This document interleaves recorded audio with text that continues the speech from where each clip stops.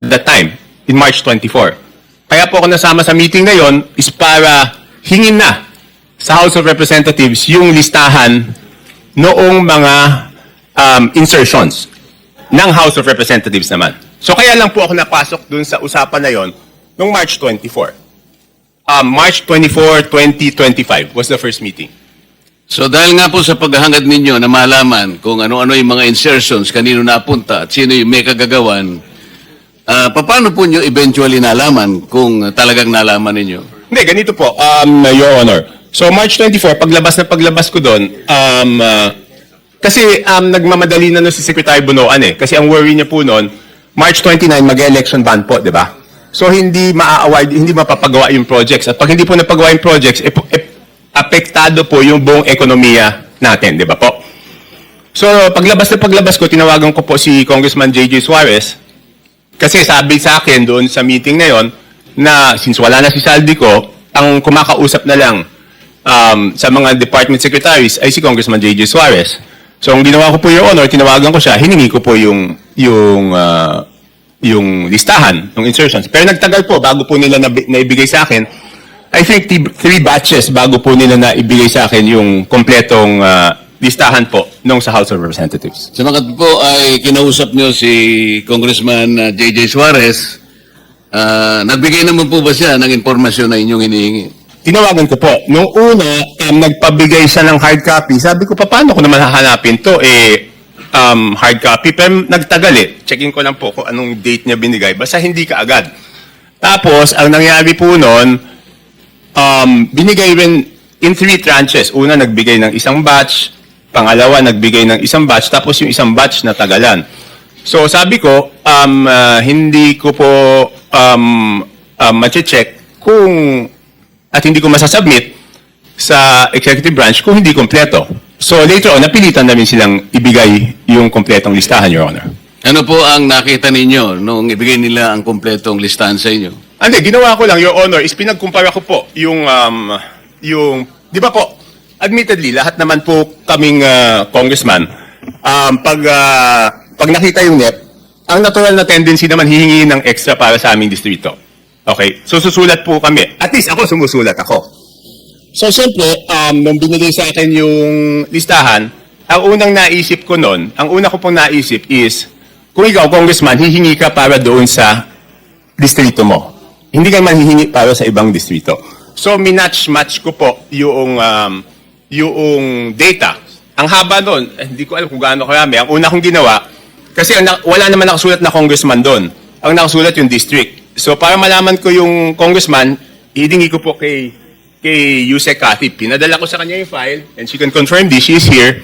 Sabi ko, Yusek, pakiisa-isa mo nga, lagyan mo ko sino yung congressman kasi gusto ko i-compare yung proponent tsaka yung congressional district. Kung congressional district, hindi ko naman kabisado kung sino yung congressman doon eh.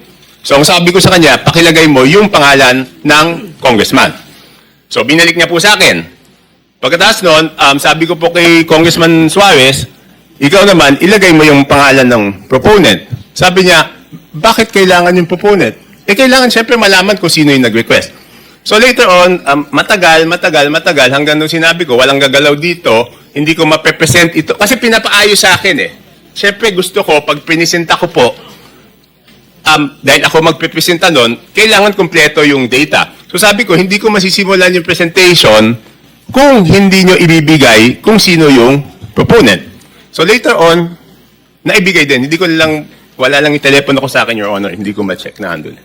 So makatwid, naibigay naman sa iyo ni Yusek Cathy Cabral kung ano-anong mga distrito yon. Yes po, Your Honor. At naibigay naman sa iyo ni Congressman J.J. Suarez kung sino yung proponents doon sa mga distrito. Yes, pero nagtagal po. Nagtagal. Kaya ngayon po, pwede ba niyong sabihin sa amin kung ano ang napansin ninyo? Kung ang pag-uusapan ay yung mga distrito at yung mga proponents na nagbigay o naglagay doon sa mga distrito na yon. Ano yung unusual na napansin ninyo kung meron man?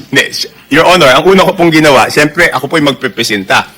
Ayoko naman na ako magpepresenta tapos mali pala yung data na ipresenta ko.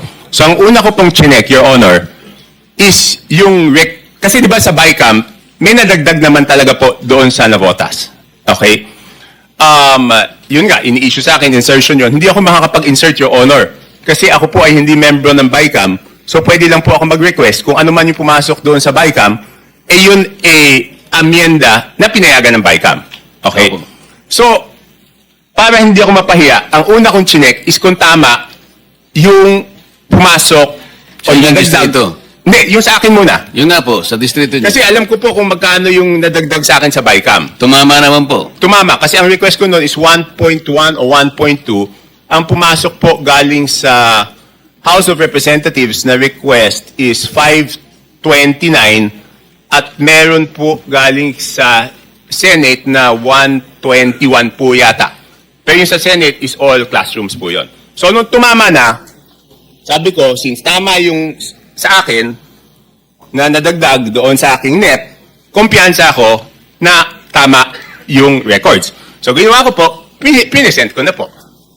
Ano po yung nakita nyo sa ibang distrito na hindi masyadong, na very unusual? Halimbawa sa dalawang probinsya ng Mindoro. Mindoro Oriental at saka Mindoro Occidental. Because I'm going to take advantage of the presence of the good governor of Mindoro Oriental. Kaya ko lang po tinatanong.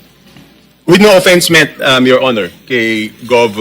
Dolor and to my fellow congressmen, ng district congressmen, ang una ko pong napansin doon is lumobo yung dalawang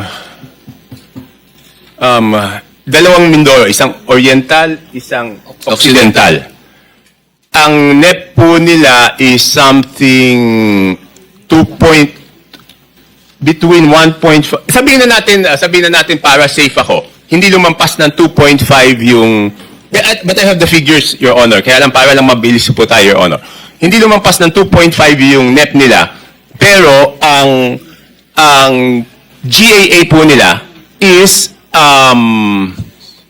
magkano ba? 20 billion.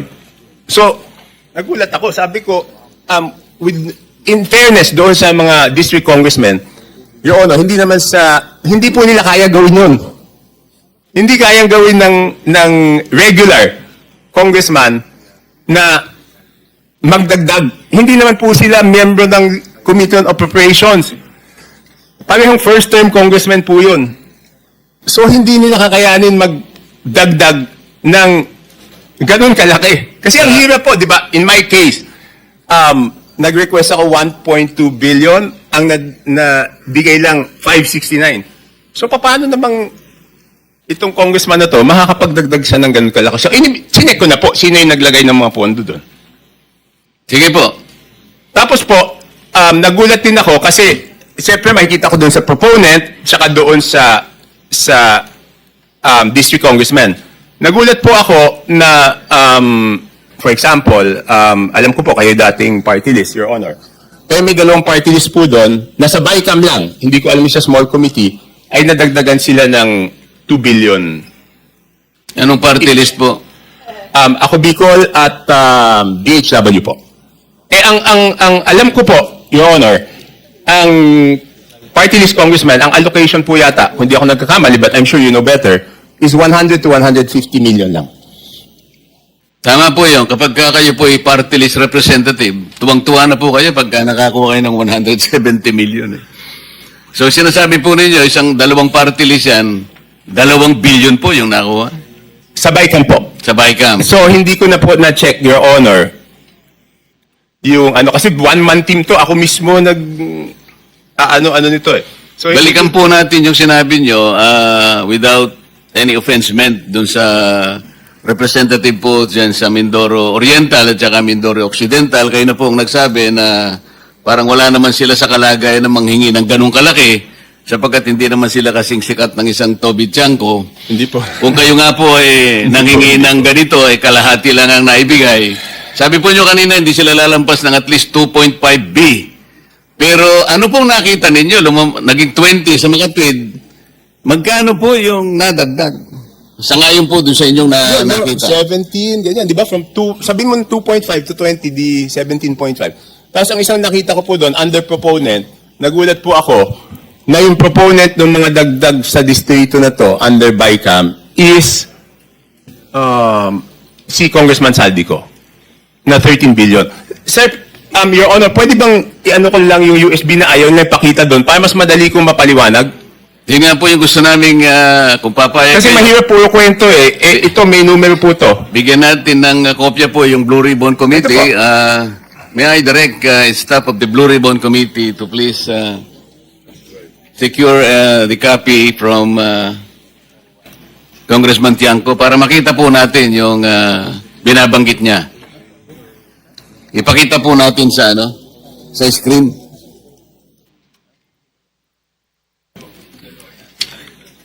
Let me acknowledge also the presence of Senator Rapi Tulfo.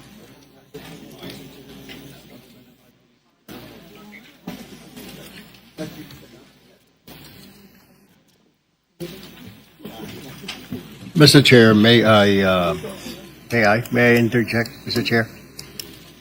Yes, Senator. Yeah, I would like to direct this question to, Sandali. Let me acknowledge also the presence of Senator Bato. Continue, sir. I would like to direct this question to Congressman Toby Chanco. Sir, sabi niyo parang 17.5 ang nilobo nung budget. Tama po ba yun? Kunin ko lang po yung eksaktong records para sigurado. Kasi parang sinasabi niyo, 2 something lang ang request nung district na yon. And you don't believe na hindi nila kaya yung kasi mga ordinary at mga bagitong congressman. Tama po ba yon? Hindi naman po ordinary, sir. Regular. Yeah. What I mean to say, sa district ho na yon. Tama po ba? Yes, Your Honor. Ang tanong ko po ngayon, sir, may naririnig po tayo, ito po common lingo ito, yung sinasabing parking fee. Hindi ho kaya nagkaroon ng yung pondo na yon ay pinarada lang dito ng isang congressman na hindi naman taga doon. Ito ang tawag ay parking. Have you heard that, Mr. Chair? Yes, sir. Yes, Your Honor. Nadinig ko na po yun. Pero dalawang term po yan, di ba? Kung matatandaan nyo sa Kongreso, isa yung parking, isa yung sagasa. Could you tell us the difference? Hindi ba yung between parking, Your and Honor? sagasa? Yung parking rep, Tiangco, medyo kabisado ko, pero yung sagasa, hindi ko pa, pwede bang ipaliwanag mo yung sagasa? Hindi. Yung parking po, Your Honor, is nakiusap ka dun sa district congressman. Yes. Pumayag yung district congressman. Yung sagasa po, Your Honor, is wala kang magagawa sa ayaw mo't sa gusto. Mas matindi pala yun. Oh, Your Honor,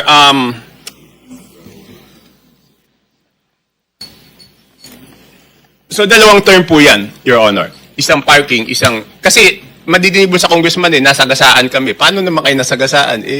Binatuhan kami ng pondo na hindi naman namin alam.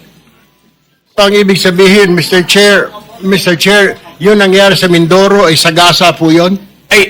Your Honor, I have no personal knowledge. Your Honor, ito po. Mindoro Oriental, DEO, 2530 billion ang NEP. Nandito naman po si Yusek Kati, pwede niya i-confirm to kung pareho yung records namin. Tapos, ang total budget is 20 billion 999 million. Tapos, yung Mindoro Oriental DEO, 1 billion 508 million 583,000. Ang GAA po niya is 20 billion 795 million 429. So, nagulat ako nung nakita ko yon, Your Honor. Thank you, In Mr. Chair. both provinces, si Representative Saldico ang nakalagay po na proponent. Hindi, doon po sa kasi ganito po to. Ito na po yung total. Sabi ko nga, hindi ko makikita kung ano yung sa small committee. Ang nakita ko, nung tinitignan ko po yung kay Saldico, next slide please. Yan, maliit lang eh. Yan po, for example, ito muna, Abra. Ang proponent is Congressman Saldico. Hindi ko na po linagay yung district congressman, sir, kasi, Your Honor, kasi sabi ko nga, baka naman wala siyang alam, tapos mababash siya ng mababash, di ba po? So, ang